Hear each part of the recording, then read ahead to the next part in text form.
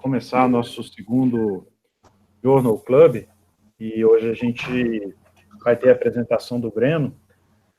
Lembrando que eu peço a todos, exceto o Breno, para colocar seus microfones no mute durante a apresentação. Eu estou fazendo a gravação para a gente poder colocar lá no YouTube, no canal do laboratório. Então, se alguém tiver alguma coisa contra essa gravação, manifeste-se, por favor. E no final da apresentação, eu faço a mediação das perguntas, eu recebo as perguntas aqui pelo chat, e depois que eu tiver as perguntas lideradas no chat, eu vou fazendo a passagem para cada pessoa que quiser fazer a pergunta, ok? Então, Breno, palavra com você, boa apresentação, obrigado pelo aceite aí, pela participação. Está contigo. Então, vamos lá de novo. Vocês estão me ouvindo certinho? Então, bora. A gente vai apresentar o paper User Experience and Concept Without Consensus, Practitioners, Perspectives through the International Survey. Vai passar isso, por favor. O que a gente vai falar aqui? Eu vou falar um pouco das informações bibliográficas desse artigo, falar do artigo em si, a introdução, as discussões que ele traz em relação à pesquisa, em relação aos tópicos, e algumas informações complementares no final. Vai passar. De novo.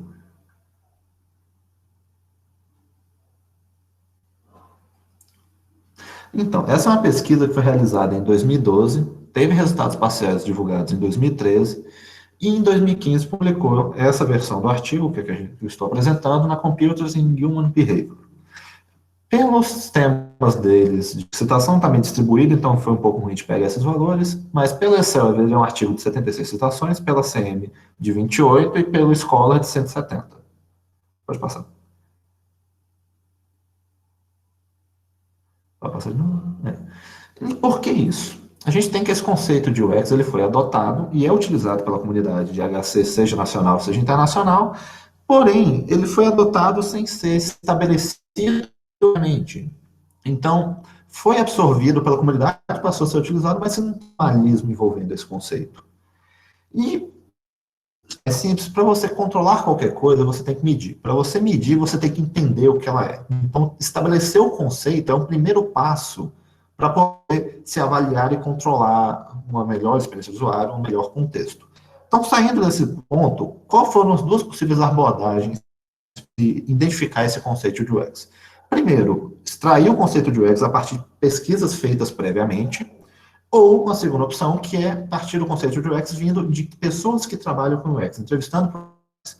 Este trabalho ele acaba atuando nessa segunda parte. Pode passar?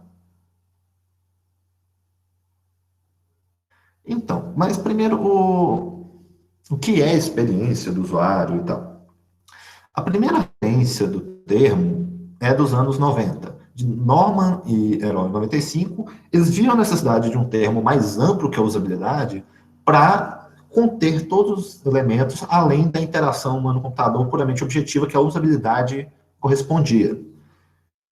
E nessa mesma época, você tem um primeiro consenso sobre o conceito, que ele é um equilíbrio, uma interação entre três bases, que é o usuário, o sistema e o contexto da ação sendo utilizada. E por que tem essa discussão de usabilidade e experiência do usuário? Para alguns autores, é que a usabilidade ela é o aspecto mais técnico da interação, o aspecto mais objetivo. O sistema por si só, a qualidade do sistema, como que ele funciona. Pode passar? Aí agora, em questão de visões. Cada área vai ter uma visão da UX um pouco diferente. Por exemplo, uma visão teórica, a UX ela é uma combinação de diversas tendências, teoria da atividade, cognição distribuída, estudos de usabilidade, design emocional. Então, a gente pode ver essa questão de usabilidade, ela é um componente na UX, não a UX por si só. Uma visão mais acadêmica, mais formal, ela é a experiência de se utilizar no sistema, de uma forma bem mais genérica. Isso que, de forma que essa experiência pode mudar mesmo que o sistema não mude. Voltando àquela base dos três, usuário, sistema e contexto, significa que você pode mudar o contexto, mudar o usuário, mudar o sistema, e cada uma delas vai acabar influenciando nessa experiência. Em uma visão mais temporal, a experiência não é somente usar o sistema, ela é você, desde a interação prévia, conhecer o sistema, com expectativa em cima dele, até você sair do sistema, o pós o uso dela.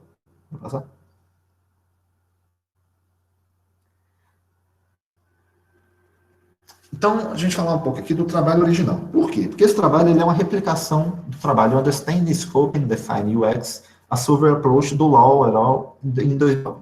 Então, esse primeiro trabalho ele é um trabalho que foi feito, uma discussão exposta no XI de 2008, que é a Conferência de HC Internacional, e depois ele foi mais formalizado e publicado no XI de 2009, com 275 respostas em inglês de 25 países diferentes. Pode passar. Então, por que se replicar esse trabalho? Porque o conceito de UX ele ainda está em evolução. A visão que se tinha em 2009 não necessariamente a visão que se tem em 2012, que é quando esses dados foram coletados. E a replicação também te permite avaliar como que esse processo aconteceu, o que ainda é fato, o que mudou e por que mudou. Além de que esse trabalho também se focou em expandir o alcance para o francês e para o alemão, porque o trabalho original foi limitado somente à língua inglesa. Vou passar? Então, como que é estruturado essa pesquisa? Ela é dividida em 3 etapas. Uma questão de background, para identificar o estado, qual a área de atuação, o que ele faz, por que ele trabalha com UX, qual é a importância de UX para ele. Avaliação de 27 afirmações envolvendo UX, numa escala Likert de 5 pontos. Frases envolvendo UX, UX é isso, a UX é necessária para isso. E depois, a avaliação de 5 definições sobre o UX, onde o usuário avaliava a definição, o que faltava nela, o que tinha extra nela, e depois escolhia uma dessas 5 como a mais próxima do que ele via UX. E para transmitir para os usuários, esse trabalho foi transmitido via fóruns, listas de e-mail e redes sociais em abril de 2012. Vai passar? Então, foram coletadas 898 respostas para esse formulário, somente 758 delas foram válidas, e dessas, para ser válida, precisava responder até a 4ª questão do formulário, o que acaba gerando diferentes conjuntos de respostas. Então, por exemplo, só 559 respostas, 69 respostas, atingiram a 2ª etapa, que é a das afirmações, e 428 a da 3ª etapa, que é a das definições. Mas numa visão mais geral dessas 758 respostas, a gente tem que a idade média dos participantes é de 35,8 anos, sendo que tinha gente de 21 anos e tinha gente de 70 anos também respondendo. A divisão entre gêneros é dividida quase que igualmente, 55,7 para masculino e 44,3 para feminino. E aí vem uma parte interessante. Como eu falei, esse trabalho se voltou em expandir o alcance para além do inglês. Então, você ainda tem a maioria das respostas sendo em inglês, porém, você tem 39,2% em francês e 2,4% em alemão.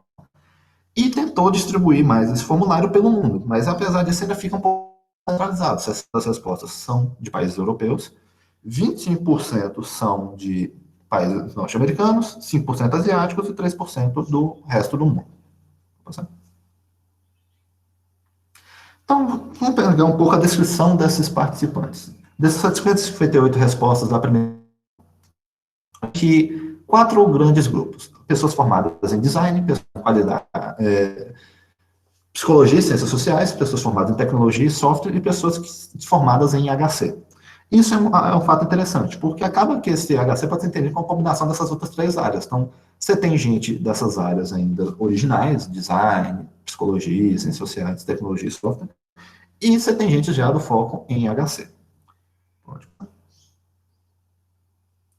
Já em relação aos papéis, isso é, o que essa pessoa atuava, a gente tem 5 categorias criadas: pesquisador, consultor, gerente, praticante, estudante. Sendo que a maioria é consultor ou praticante e pesquisador. E aqui vem um ponto interessante. A maioria se concentra em consultor e praticante porque esse formulário acabou tendo muitas respostas mais de um contexto industrial do que um contexto de academia. Então, você acabou tendo muito mais praticantes e consultores, que são pessoas atuando na área, do que pesquisadores em si. Então, pensando um pouco na questão de familiaridade, aqui a gente já tem um pouco menos de resposta. Você tem que 84% dos participantes têm a UX como algo importante ou muito importante para a sua área de atuação. É algo central ao que ela atua. E, numa escala de 0 a 10, de quanto familiarizado a pessoa era aquele termo, você tem uma média maior para os participantes da indústria do que para os participantes da academia. Então, você tem, por exemplo, 8,13 de média o quão próximo de 10 ao máximo, e 6,8 para a academia. O interessante de observar isso é que isso pode ser uma consequência um pouco do autocontrole do pesquisador em relação ao termo. A dificuldade da pessoa falar eu realmente, não, eu tenho completa certeza sobre esse termo justamente por conta desse trabalho. Você vê que dentro do ramo acadêmico você não tem esse formalismo do termo, você não tem essa certeza dele. E essa mesma tendência acaba ocorrendo para os papéis também, onde os consultores se sentem as pessoas mais familiarizadas, seguida de praticante, gerente, pesquisador e estudante. Com o estudante sendo o último um pouco frequente, porque ele ainda está aprendendo sobre o termo, sobre o contexto. E por que essa pessoa precisa disso? No geral, é para desenvolver os produtos, o que acaba indo em direção àquilo que eu falei da comunidade industrial.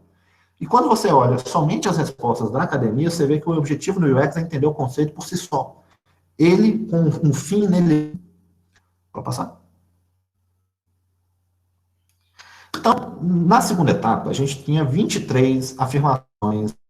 Não vou passar por cada uma delas aqui. Algumas delas eu vou falar durante o texto, nos momentos que forem discutir elas, mas aqui no primeiro momento, 2 grupos. As 3 de maiores concordâncias, como a gente falou, elas tinham sido avaliadas na escala de Likert, daria de 1 a 5. As 3 com maior média de aprovação seriam essas, que é flat and more stable aspect of internal state. This motivation affects the person's fears of some, que tem uma média de 4,54. UX occurs in and is dependent of the context in which the author affects experience, que tem uma média de 4,34. Design for UX must be grounded in user-centered design, que tem uma média de 4,29. Essas são as 3 afirmações que tiveram mais concordância na média de todos os participantes. Lembrando que aqui a gente já está falando de questão de 560 participantes, não mais dos 758. E a gente também tem as 3 maiores discordâncias, que people you never have compared UX, each and every information product results in a unique experience, que tem uma média de 3,02. UX is equal to emotional attachment, que tem uma média de 2,71. E UX is best view in terms of marketing, que tem uma média de 2,38. Apesar que essa última frase ia ser interessante, mas porque em alguns outros momentos a gente vai ver que tem uma visão de que o termo UX é muito usado como marketing, mas no geral isso não é tão concordado nas frases. Vou passar.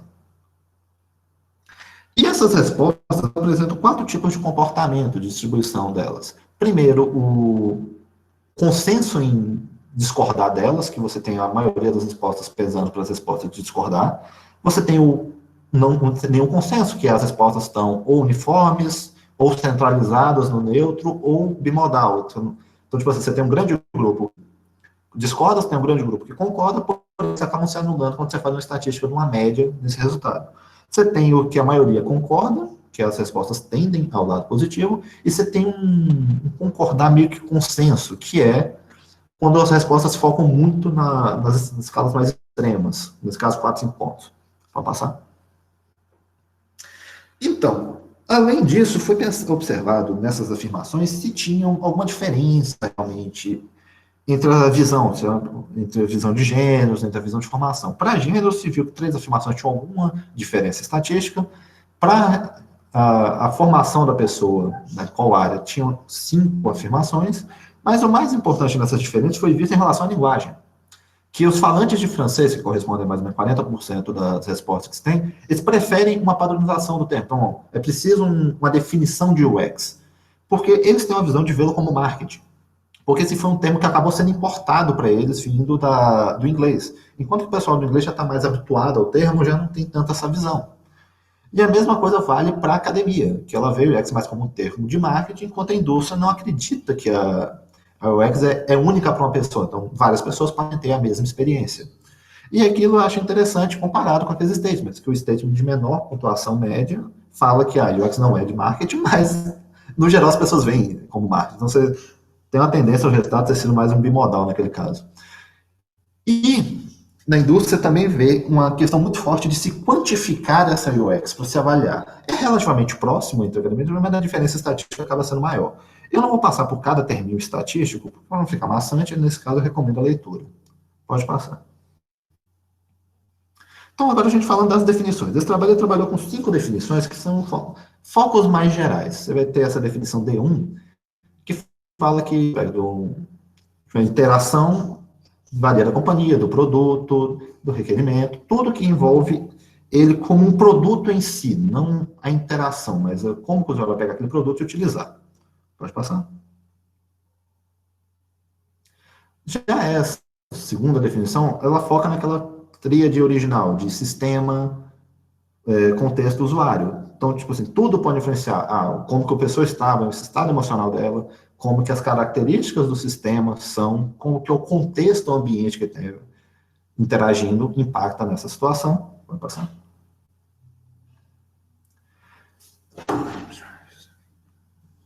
Na definição 3, a gente já volta a ter uma visão um pouco mais produto, que a gente foca em 3 aspectos, como que a estética, a importância, o significado daquele produto e o estado emocional impactam nessa experiência.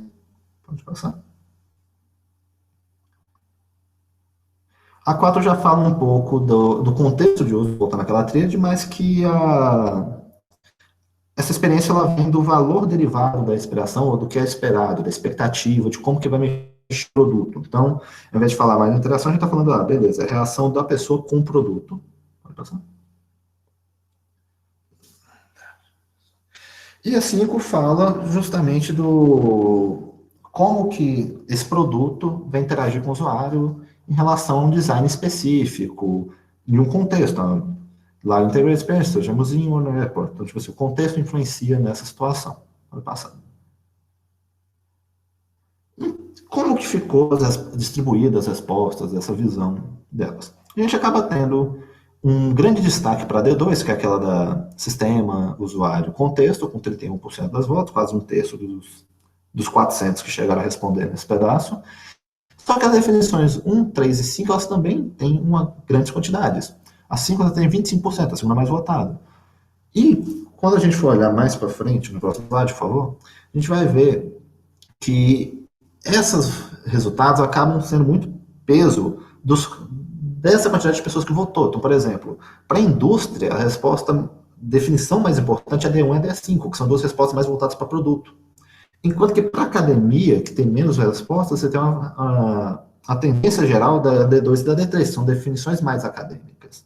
Isso vale também para os papéis, onde os estudantes pesquisadores tendem a preferir a resposta D2 e D3, enquanto os consultores gerentes tendem a preferir D1 e D5, que é mais produtos, mais palpáveis, mais direto no resultado. Pode passar? E, como a gente tinha falado, não era só escolher uma definição, era também julgar essas definições do que elas faltavam, tentando extrair características que uma boa definição de experiência do usuário deveria ter. Então, no primeiro momento, o que traz uma boa definição de UX? É que ela tem que ter foco no usuário, ela tem que se disciplinar e ela tem que explicar seus componentes e como medi-los para se atingir resultados. Então, a gente acaba voltando lá naquele primeiro momento que a gente foi a visão teórica, que a UX era a combinação de diversas tendências, a de usabilidade, apego emocional, teoria da atividade, nessa questão. Só que ela tem que ter também descrever, a UX ela vai ser composta por A, B, C e D, porque voltar na regra do que a gente precisa entender para poder medir, para poder mensurar, beleza, teve uma boa UX, não teve uma boa UX. Pode passar? Uma outra questão é como deve ser essa boa interação. Beleza, a gente sabe que ela tem que ter, mas como que ela deve ser? Os usuários veem ela de um jeito mais simples, ela tem que ser curta, de fácil entendimento, englobar o necessário e objetiva. Então, diferente, por exemplo, de algumas das definições apresentadas antes, que são mais genéricas, mais abstratas, a interação emocional naquele contexto, aqui as pessoas veem que ela deveria ser mais direta ao ponto. A UX é isso, composta por isso, medida assim. Pode passar? E agora a gente vai falar um pouco dos statements avaliados por conceitos mais gerais. Em vez de passar por cada um das 23 afirmações, vamos falar de grupos delas no que elas representam. Então, primeiro falando da questão da UX ser ou não ser uma nova abordagem. Como a gente falou, há referência já para o termo nos anos 90. E os usuários acabam não vendo ela como uma nova abordagem. Então, tem uma resposta neutra, ali de 3.14, no escala de 1 a 5, e tendem a relacionar o termo de UX a outras áreas. Na discussão eterna de UX e usabilidade sendo a UX como um todo, sendo um componente dela, Na habilidade de marketing, como a gente falou, deve ser usada como um termo de marketing muitas vezes, e na questão de emocional. Não, a UX ela é relacionada ao estado emocional do usuário, como que ele reage àquele contexto. Pode passar? E agora pensando assim, beleza, se ela é composta por outras áreas, como que é a relação entre essas outras áreas relacionadas dela? Que acaba englobando ali 5 afirmações feitas. A gente acaba tendo um consenso que a UX ela é baseada no User-Centered Design e ela depende muito da usabilidade, porque a usabilidade passa a ser um componente da experiência do usuário, não ela como um todo. E numa visão mais teórico-acadêmica, dá para se criar uma certa compatibilidade entre a UX e o User-Centered Design, porque ambos têm o mesmo objetivo em si. Podem ter métodos diferentes, às vezes não, mas tem o mesmo objetivo, a mesma conclusão, a mesma métrica. E um ponto importante, a usabilidade ela não é uma pré-condição para uma boa UX. Então você pode ter uma boa UX com usabilidade ruim, como você pode ter uma péssima UX com usabilidade muito boa. O que acaba impactando mais nesse contexto acaba sendo a estética da aplicação do cenário e o gosto da pessoa utilizando aquela aplicação em um determinado momento. Isso que o próprio contexto, o próprio momento temporal que for usar pode também influenciar nisso. Então acaba sendo a resultante de uma combinação de diversas áreas, diversos efeitos e combinações. Vamos passar? Então, a gente volta na questão, beleza. O objetivo desse trabalho era buscar essa definição padrão de UX, mas realmente tem essa necessidade? Para a observação das respostas, é neutro. A gente não sabe se precisa, não precisa, como a gente comentou anteriormente. Os falantes de francês sentem uma necessidade maior de se ter essa padronização, mas isso vem pela característica de você ter um termo importado para eles, de ter essa padronização, para você ter um conceito mais definido, é melhor de você distribuir, de você divulgar essas informações. E os praticantes mais experientes, eles não sentem essa necessidade para uma definição padronizada. Isso acaba sendo uma consequência de como que eles aprenderam, então eles desenvolveram o seu próprio conceito, ou aprenderam, internalizaram um conceito que acaba sendo um pouco difícil de você tirar isso da pessoa, e isso já foi internalizado nos processos da indústria. Então acaba que, para você reeducar todo mundo, porque o conceito padrão é esse, não é o que o gerente A, B ou C acreditava, é um pouco mais complexo. Então acaba se tendo uma aversão a essa mudança. Pode passar? E aí a questão, gente, a gente falou que para controlar a gente tem que medir. Mas como é que a gente vai medir isso? Vai medir isso quantitativo ou vai medir isso qualitativo? Nessa visão, você não tem um consenso como que deveria ser correto. Tem que medir quantitativamente, tem que medir qualitativamente. Não, a gente não tem consenso nisso. Só que é observado o conceito que é possível medir e é possível comparar. Então, você acaba tendo que a experiência de duas diferentes, elas são comparáveis e a experiência de uma pessoa, ela pode ser mensurada. E acaba que você observa nos trabalhos da academia e tal, uma combinação ou de análises quantitativas, um erro de português, ou uma combinação de análises qualitativas com quantitativas. A quantitativa pura não é muito bem vista nesses contextos. Abrindo um pequeno parênteses aqui, acaba sendo um pouco do reflexo dos trabalhos que a gente tem aqui no laboratório, que é uma combinação de análise qualitativa e análise quantitativa, porque o que dá para medir em ambos os lados e tirar o que foi a experiência da pessoa. Pode passar o slide? E aí vem o ponto. Essa UX, ela é do indivíduo, é de um grupo, é de uma sociedade. Então, a gente acaba que os usuários concordam que um indivíduo tem a experiência. Então, a experiência é pessoal, é dele. Só que essas respostas, elas têm um comportamento binominal. Significa que você tem um grupo discordando, você tem um grupo concordando, e na hora que você calcula esses valores estatísticos, essas médias, você acaba parando no neutro. Então, você tem um grupo que concorda muito com isso, tem um grupo que discorda muito disso. Acaba que você tem essa visão pela média de é neutra, mas o consenso não é bem assim, porque cada grupo você tem esses dois grupos. Vou passar? E agora falando um pouco mais de como definir a UX, o que define ela, o que realmente faz parte dela. A gente pode dividir em 3 partes primeiro.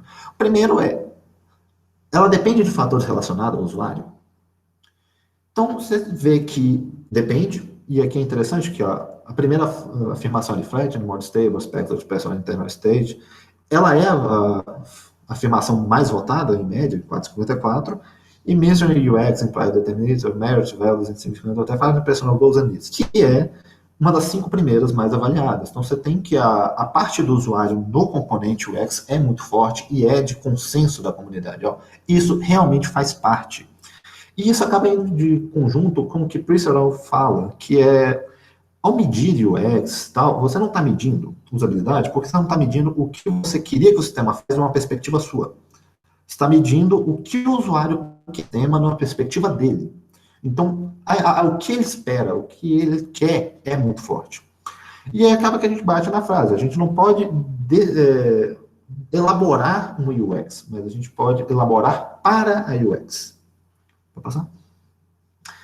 Aí é uma outra questão. Beleza. A gente sabe que o usuário faz parte. Quais outros componentes fazem parte? Uma outra avaliação é a questão do componente contexto. E aí, os usuários confirmam isso, que é o statement assim, que é o segundo statement mais votado, de 4,34 em média. E acaba que essas duas frases combinadas, elas acabam demonstrando que aquela definição 2, por que ela tem a maioria dos votos? Porque ela acaba refletindo isso. Porque ela é a definição dessa tríade, usuário, sistema e contexto. Porque é a combinação de o que o usuário pensa, do contexto que a aplicação é utilizada, em um sistema. Qualquer variação em um dos três gera um resultado diferente, uma experiência diferente. Vamos passar. E um último ponto, como que a dinâmica temporal afeta o UX? Isso é, a UX ela é afetada desde o início, durante a aplicação só, pós-aplicação, expectativa, frustração, como que esse processo temporal acaba impactando? Então, a gente tem que os usuários concordam que ela muda durante o uso, então, você ao utilizar o sistema, você vai estar tendo a cada momento uma experiência diferente dele, você pode começar tendo ela amando o sistema, ele deu uma falha, você passa a não gostar, pensando um pouco de usabilidade. Ele também é afetado pela experiência prévia do usuário, então o que você tem de conhecer do sistema antes, ou da expectativa que você tem daquilo, do que o sistema vai fazer, e que ela ainda pode ser alterada, você pode mudar ela após usar o sistema, você pode não estar mais interagindo com o sistema, mas sua experiência relacionada àquele contexto pode mudar, por conta de outras informações que você pegou, de como que você resistiu, e um pouco nisso a gente acaba vendo muito em produto hoje em dia, porque você vê iPhones, esses celulares mais caros da vida, que eles têm todo um processo desde se abrir a caixa do equipamento até usar, todo o processo para melhorar, o usuário gostar o máximo possível. Você acaba vendo isso, tanto que é um protocolo, não sei se é vago, mas era um protocolo que a Apple tinha, que ninguém podia interferir no usuário abrindo a caixa do produto para ele ter a melhor experiência possível naquele contexto. Então você tem todo esse exemplo temporal acontecendo. Vou passar? E agora a gente comparar um pouco em relação ao trabalho original. E é um pouco problemático, porque como a gente falou, o trabalho original ele é de 275 respostas de 25 países, enquanto nesse trabalho você tem quase o triplo. Você tem 758 respostas de 35 países diferentes. No trabalho original, você tinha um foco das respostas na Finlândia, no Reino Unido e nos Estados Unidos. Enquanto que nesse trabalho acaba sendo da França, dos Estados Unidos e do Reino Unido, um pouco por conta do foco dele de transmitir essas pesquisas para o francês. Além da distribuição dessas respostas. No trabalho original, você tinha 26% dos participantes da academia, 51% da indústria e 22% que se colocavam em ambos contextos. Já nesse novo trabalho, a gente tem 13% só da academia, 66% da indústria, e os novos contextos ficam um pouco estável. O que acabou gerando algumas tendências, um foco mais industrial dessa visão de UX, por conta dessa proporção. Você tem o triplo de peso da indústria em relação à academia. E pensando nos statements, porque os statements já são o mesmo do trabalho original, que eles, em geral, têm o mesmo ranqueamento. Então, a visão que se tinha em 2009 ainda continua se tendo em 2012. Somente um ou outro statement acaba tendo uma diferença. Então, por exemplo, na questão da usabilidade é necessariamente uma pré-condição para uma boa UX. Já tem trabalho científico no contexto de 2015 e posterior que demonstram que não é bem assim que funcionam as coisas. Só que isso não foi internalizado na indústria ainda, não foi passado. As pessoas não observaram essa resposta da academia, da pesquisa, e foi absorvido na indústria. Então acaba que as pessoas ainda refletem isso. Não, uma boa usabilidade depende boa experiência depende da usabilidade. Vamos passar? E em relação às definições, a gente acaba tendo um comportamento muito parecido com 2009, onde a D2 continua tendo quase um terço das respostas, a D1 mais ou menos 20%, O que acontece é que algumas respostas ganharam um pouco, como a D5, que saiu de 17% para 25%. De volta nesse reflexo da questão da indústria. Você tem 60% das pessoas participando desse teste sendo do campo industrial. Então, a D1 e a D5, que são respostas mais voltadas para uma característica objetiva do produto, acabaram sendo mais escolhidas, mais votadas. Pode passar. E falando um pouco das limitações do trabalho. Então, é aquele esquema. A gente está avaliando um conceito e a gente tem a volatilidade desse conceito e de outros subconceitos o tempo todo, porque estão sendo revisados, se ainda são válidos, se eles são necessários. Então, acaba que, dependendo de como que essa pessoa está acompanhando a discussão dos conceitos, ela pode ter uma tendência nesse resultado. Querendo ou não, esse trabalho ele trabalhou com 3 linguagens diferentes, que foram o inglês, o francês e o alemão. E pela maior qualidade que essa apresentação tenha, a tradução, você perde algumas informações.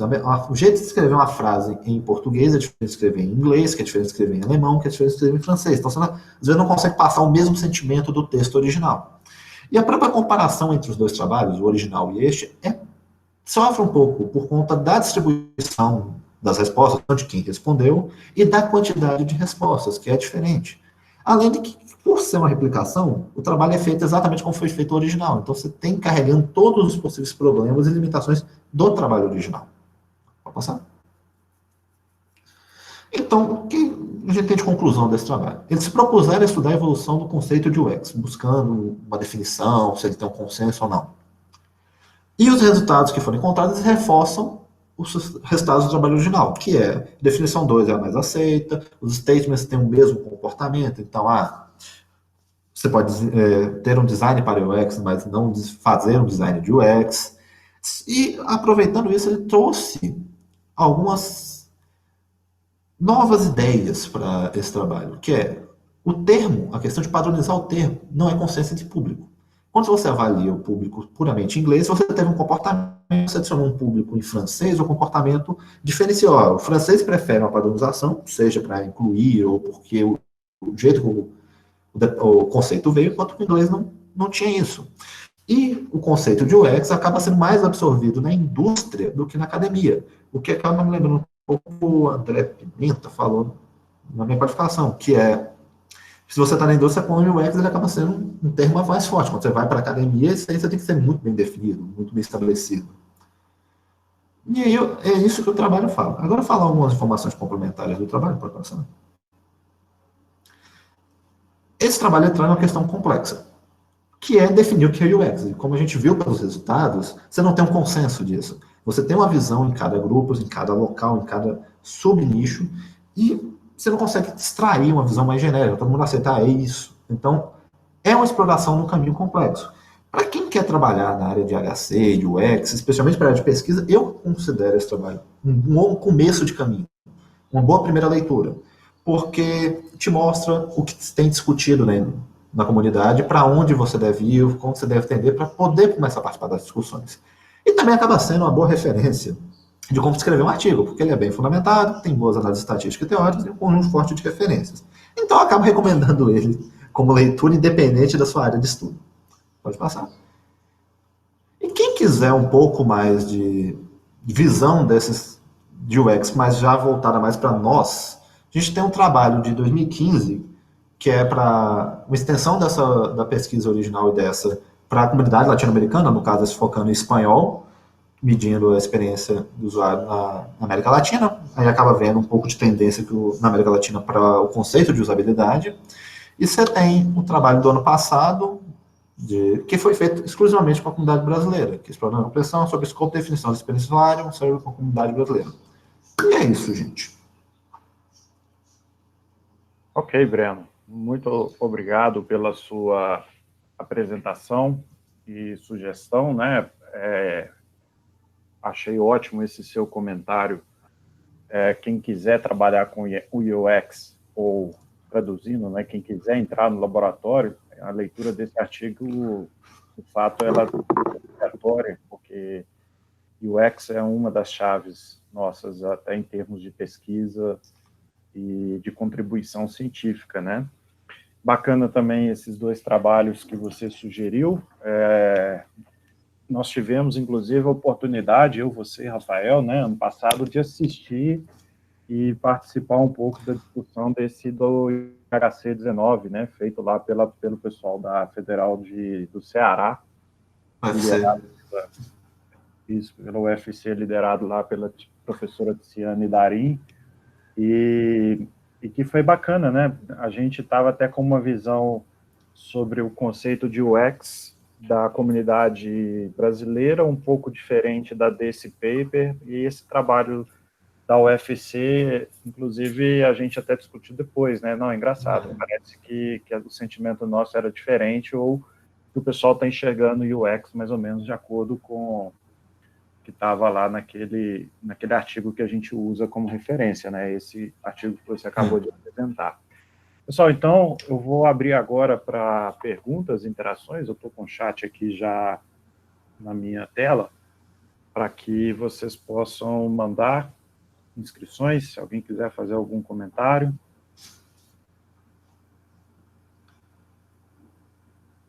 Alguém?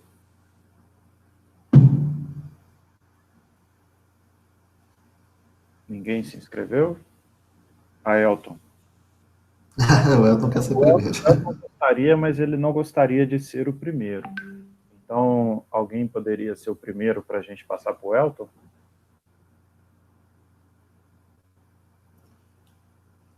Antes de me responder, eu peço desculpa por qualquer problema, caso que a internet não deu muito colaborada com a apresentação, mas faz parte. Elton, não tem jeito, você é o primeiro mesmo. Pode habilitar seu microfone aí, por favor.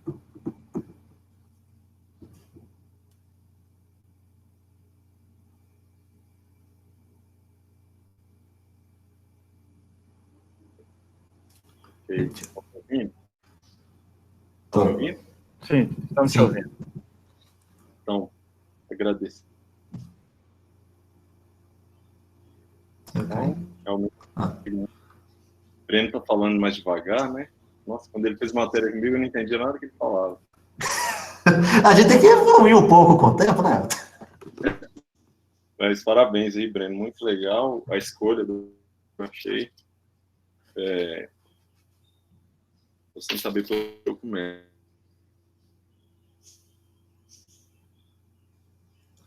Uma das perguntas que eu ia era essa da questão de se no Brasil, né, já tinha o que as pessoas estão entendendo como o UX. Esse trabalho aí é do ano passado, né?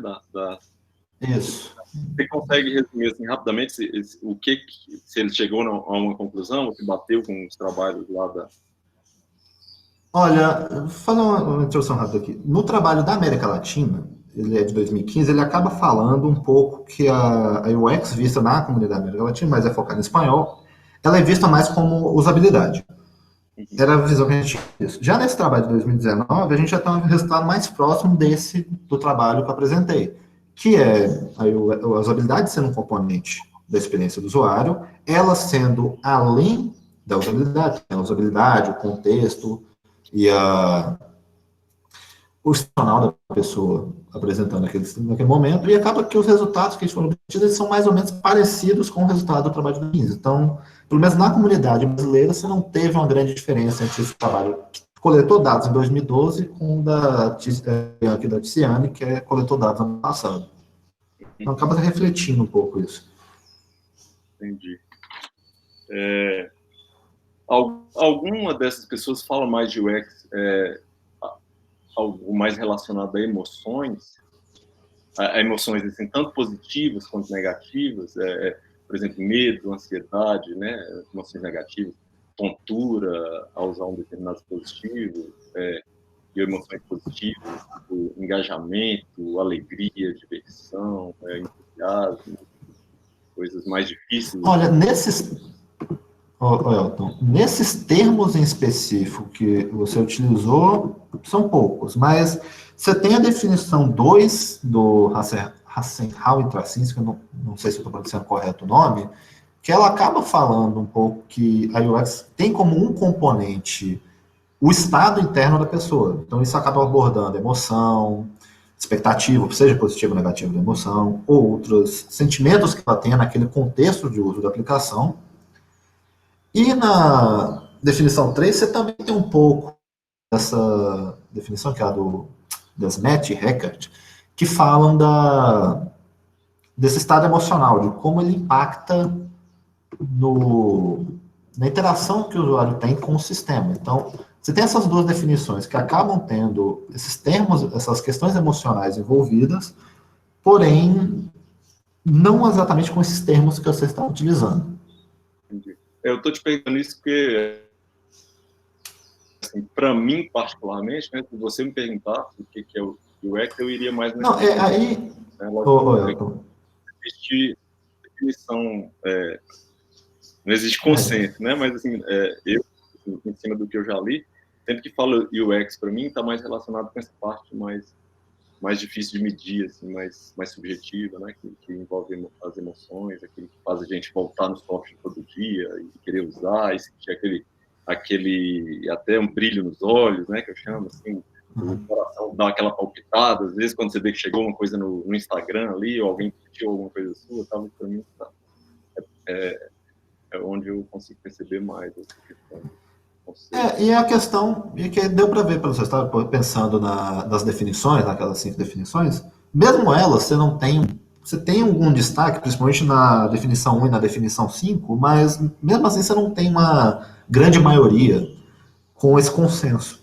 Você acaba tendo essa visão emocional mais distribuída entre principalmente a definição 2 e a definição 3, só que você não tem uma focada mais nisso. E acaba isso vendo um pouco refletido nessa questão de para quem é mais importante esse termo de UX. A gente acaba tendo que ele é mais importante no momento, pelo menos a visão que a gente acaba tendo, da indústria.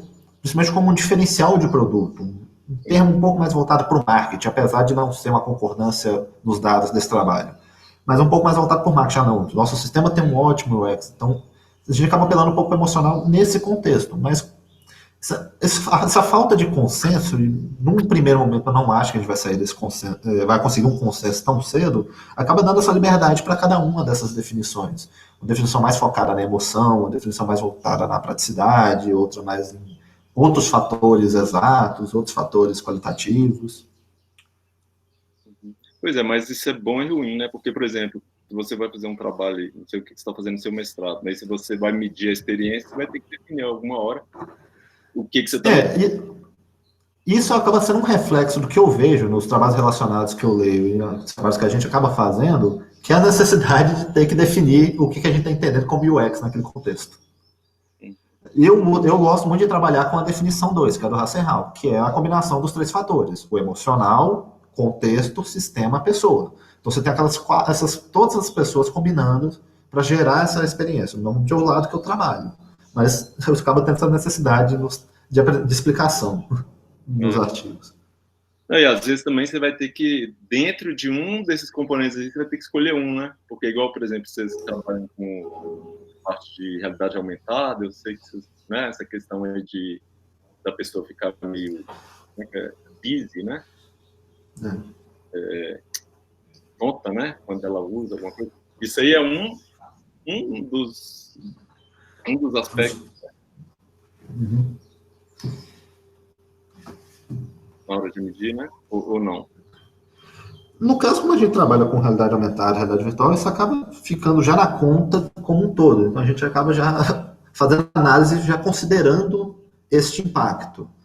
Então você tem um trabalho do João, 2017, 2018, não lembro agora, que a gente tinha muito dessa questão de tontura com VR. Então você acabava tendo um impacto no resultado. Então a gente tinha que considerar isso já na própria análise, na própria definição de como que o trabalho foi feito. Acaba tendo essa complicação e tem uma questão de contextos. Então, tipo assim, a gente focando na tecnologia, no AR, no VR, toda essa discussão de tontura ela já está mais bem estabelecida. Então a gente consegue trabalhar mais com os outros aspectos. Quando a gente vai trabalhar mais numa questão mais UX, aí a gente vai ter que lembrar desses aspectos biológicos, pode falar assim, mais fortes. Então, o contexto acaba ajudando nessa questão de balanceamento dessas características, só que sem essa definição que ela continua tendo, esse problema vai persistindo. Não tem muito para onde correr. Eu achei um comentário, eu achei interessante no artigo quando ele fala dessa questão da UX, né, a questão do indivíduo, do grupo e tal, e e definir como se fosse um binômio, né? Saul, você pode voltar nesse slide, por favor? Né? Meu Deus. Vai ser lá por volta do 30, se não me engano. Tipo um binômio de Newton. Assim.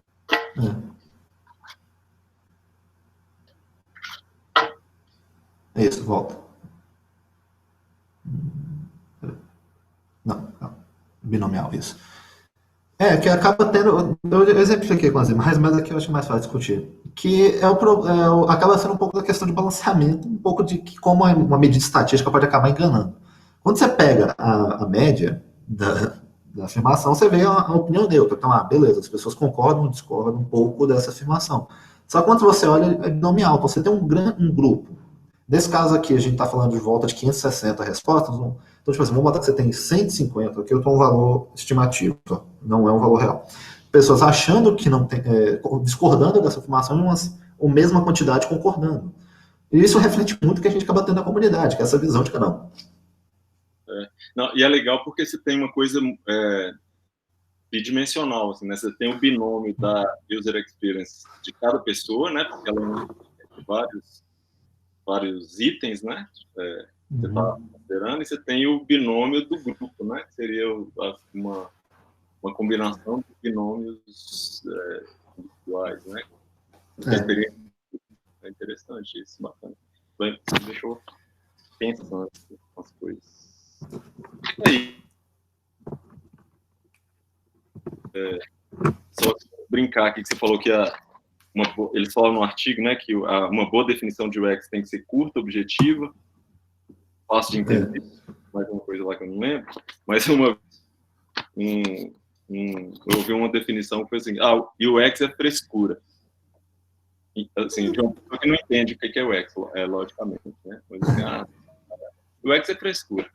É tipo perfumaria, coisa de perfumaria, né? Só que agora o pessoal tá vendo que pode ter uma funcionalidade maravilhosa, ter uma usabilidade excelente, e se não tiver uma boa experiência de uso, simplesmente o usuário vai declinar seu produto. Infelizmente, isso é uma consequência, né? É um pouco do que eu brinco também, que não adianta você ter o melhor sistema do mundo, se a experiência for ruim, ninguém usa. Parabéns aí, Breno, pelo trabalho, pelo artigo apresentado. Beleza. Valeu, Elton. Obrigado pelas perguntas e a discussão, né, colocada. Professor Ricardo Rabelo. O Saúl também. Oi? Eu só esqueci de uma coisinha aqui que eu acho que é importante. Eu vou mandar no chat aí. Tem um site que chama All About UX. Você conhece? Não, desconheço isso. Ele é um site muito bom, porque ele tem assim, vários métodos que as pessoas estão propondo, e ele vai crescendo assim, à medida. É um site interessante.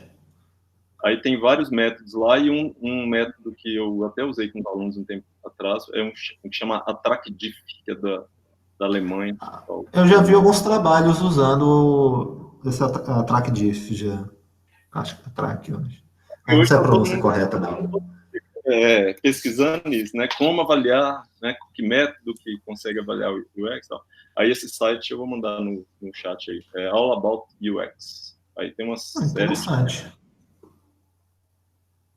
Bacana. Esse é um trabalho, inclusive, que a gente está atrás dele, né? Eu ia comentar disso.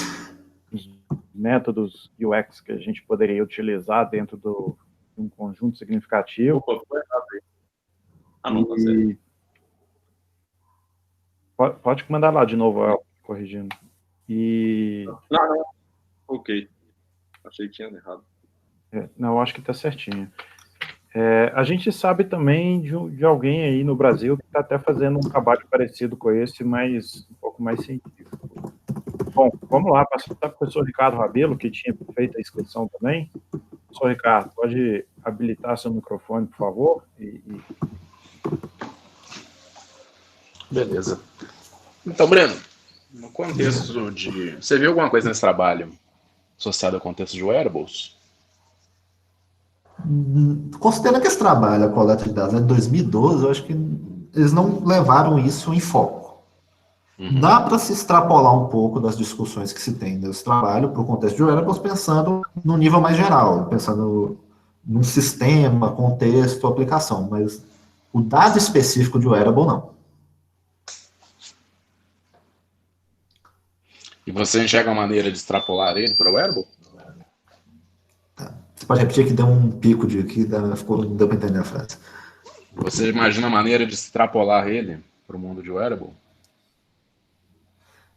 Olha, eu não tenho confirmação. Eu vejo um pouco nessa questão de wearable, um pouco o caminho que eu levo nos trabalhos que a gente faz de realidade aumentada e realidade virtual, que é uma visão um pouco mais na linha da definição do Hassenhall, que a experiência acaba sendo a combinação do contexto, do sistema e do estado emocional da pessoa naquela interação. Isso porque, nesse contexto, ele depende a forma de interação, se você está um teclado, um PC, um mouse, depende do equipamento que você está utilizando. Então, você está interagindo com um sistema, você tem o estado emocional da pessoa ao interagir com aquele sistema, e aí a gente acaba tendo que considerar fatores como novidade, às vezes muito impactante, e o contexto da aplicação. A gente tem um trabalho, foi o HC em 2018, se eu não me engano, que a gente estava avaliando, por exemplo, o uso de HMDs de um ponto de vista do ambiente interno e externo. Então, você tinha a mesma pessoa usando a mesma aplicação em dois tipos de óculos diferentes, na época era o Recon e o Moverio, e a gente tinha um contexto, um ambiente de uso diferente, que era usar dentro de um local, uma sala, com a iluminação controlada, e usar externo ao local, que era usar no ambiente real com sol a pino, às vezes nublado. Então, a gente acabava observando consequências disso. E quando a gente acaba trabalhando com isso, a gente acaba tentando levar também um pouco da usabilidade como um componente. Porque a gente trabalha muito com protótipo. Especialmente nesse lado de vestíveis, a gente acaba tendo muito protótipo, mas a gente não tem a melhor usabilidade garantida do sistema. Então a gente acaba considerando a usabilidade, beleza, a gente pegou a experiência, ela pode ter sido boa, pode ter sido ruim, mas a usabilidade desse sistema acabou impactando, a gente consegue ver se ela teve um impacto ou não no uso do sistema. A gente acaba vendo essa questão de usar de ver UX em wearable nesse caminho, da definição lá do Hassenhall, que a gente acaba englobando os três, e essa visão mais balanceada das coisas. Como que o ambiente impacta e como que essa criação, esse novo protótipo que a gente está trabalhando também impacta nesse cenário. Mais alguma pergunta? Até complementar, Ricardo, essa parte de UX com wearable, né? Vou falar uma coisa aqui que talvez vocês vão rir um pouco, mas o melhor grupo no Brasil que eu conheço que faz isso é o pessoal do Exaf na Federal de Ouro Preto. Somos nós mesmos, né? Na verdade, até lá no doutorado, eu trabalhei, apesar de ter vindo com essa coisa de realidade aumentada e virtual, né? No laboratório, que eu participei dele durante o sanduíche, ele tratava exatamente isso. E aí trouxemos isso para cá. Hoje nós já temos alguns alunos que formaram a graduação fazendo um pouco de UX, ou para aplicativo, ou para vestível. E, em particular, tanto o Breno quanto o Rafael, são dois mestrandos do laboratório, têm trabalhado com UX para vestíveis. Não no ponto que a gente faz o protótipo vestível e avalia o hardware em si, mas a gente acaba usando os equipamentos que a gente tem, que são produtos, e atendem os problemas que a gente está tentando atacar, e fazendo uma avaliação da aplicação que está embutida dentro do equipamento vestível como uma nova ferramenta para se fazer alguma coisa. A pergunta que a gente sempre tenta responder é: essa aplicação vestível ou não vestível, ela melhorou, ela mudou alguma coisa na forma de fazer, na experiência do usuário, na interface humano-computador? O Breno, inclusive, em particular, ele faz uma avaliação dessa, é uma avaliação de uso de realidade aumentada na indústria, tanto com o equipamento vestível, quanto com o equipamento não vestível, no caso, um equipamento móvel, um smartphone ou um tablet, alguma coisa assim. Mas é uma pergunta interessante, porque eu sei que lá no Imóveis vocês fazem o vestível, e se a gente pudesse estabelecer até uma linha de produção, digamos assim, um pipeline da coisa, uma boa forma de colaboração é vocês fazem o protótipo e a gente consegue fazer a avaliação de experiência de usuário desse protótipo usando métricas tanto objetivas quanto subjetivas, que aí são esses métodos que a gente tem estudado e aplicado nesses últimos anos. Entendi. Beleza, era isso mesmo. Ok. Tem mais alguma inscrição para perguntas? Alguém gostaria? A gente já está aqui mais ou menos com 1 hora de apresentação. Talvez mais uma pergunta rápida com uma resposta rápida também. Não? Tranquilo para todos? Bom, então vou iniciar. Vocês têm Instagram, o XR for Good? Instagram a gente ainda não fez, Elton. A nossa equipe, inclusive, está carente de alguém que possa nos ajudar aí nas atividades de marketing. No momento, a gente está conseguindo manter o site do laboratório, inclusive com os projetos. A gente manteve ele lá, é xrforgoodlab.ufop.br, e o canal do YouTube, mas Instagram a gente ainda não está conseguindo, porque essas coisas parece que não, mas dá um trabalho significativo para a gente. Mas vamos lá, uma hora a gente vai conseguir colocar essas coisas todas aí funcionando bem para compartilhar, inclusive, com o pessoal todo, principalmente quando a gente tem resultados científicos que já podem ser aproveitados e alcançados aí pela população em geral. Pois é. Faz parte, né, da UX do laboratório. Ter um... Tá faltando mão de obra. Em resumo é isso que o Breno falou. Tá faltando uma mão de obra porque todo mundo, quando entra, é bem apertado com os projetos, né? Mas, assim, aos poucos a gente vai. Tem alguém que cuida do site, tem alguém que cuida de outras mídias. Mesmo assim, às vezes a gente fica apertado, não consegue colocar tudo o que acontece, mas vamos lá, vamos conseguindo. Aos poucos a gente está conseguindo se organizar. Lembrando que o laboratório é novo, ele não tem nenhum ano ainda, né, também de inauguração, então... Mas vamos aos poucos, inclusive... As palestras, palestras não, como é que você deu o nome? Journal Club. O Journal Club mesmo, né? Podia estar entrando, assim, acho que é legal. E o Thiago, que fez isso lá no Terra Lab, né? Acho que tem pessoal de comunicação lá. Sim, ele conseguiu uma equipe que fica junto com ele lá, dedicada a isso. A gente ainda não... Mas foi um processo, mas foi um processo lento, porque eu já participei do Terra Lab, eu sei, mas o meu caminho que foi feito demorou um pouquinho para acontecer também. Mas vamos conseguir, inclusive voluntários, né, se quiserem, estamos aí, esse tipo de coisa a gente está precisando bastante mesmo. A gente preocupa muito com o marketing do laboratório e tudo isso é a intenção de fazer, a gente só não conseguiu ainda. Sempre tem um aluno ou outro da computação também que às vezes tem talento para essas coisas aí, qualquer coisa. Se eu identificar lá em HC, eu mando para você. Por favor, porque esse talento essa pessoa que gosta de fazer isso, né, tá sendo necessária lá com a gente.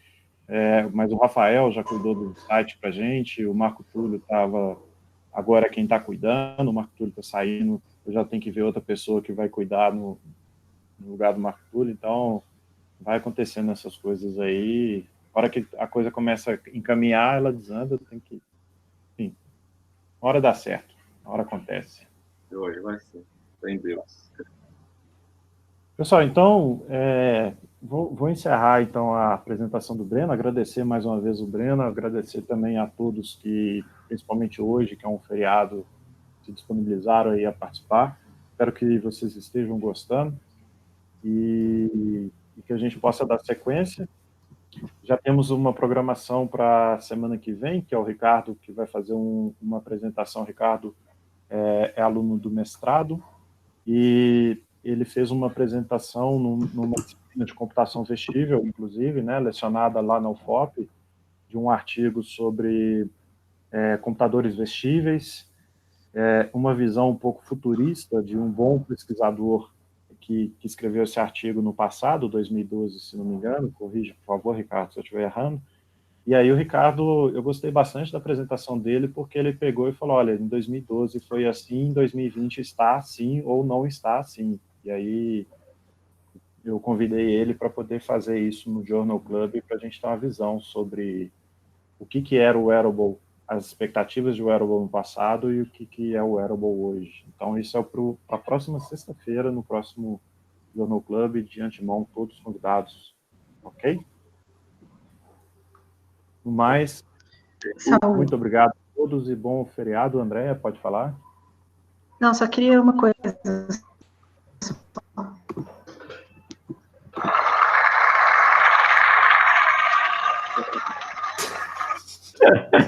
São Paulo. Nossa, André.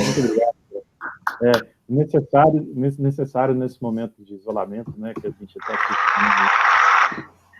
Não, só sentindo falta da presença de todos aí, das palmas. Ô, Saul, eu te falei, né, que o Nando lá topou também apresentar. Olha, isso é assim. Tá bom. Ele... A gente vai... É só te falar. Tá. A gente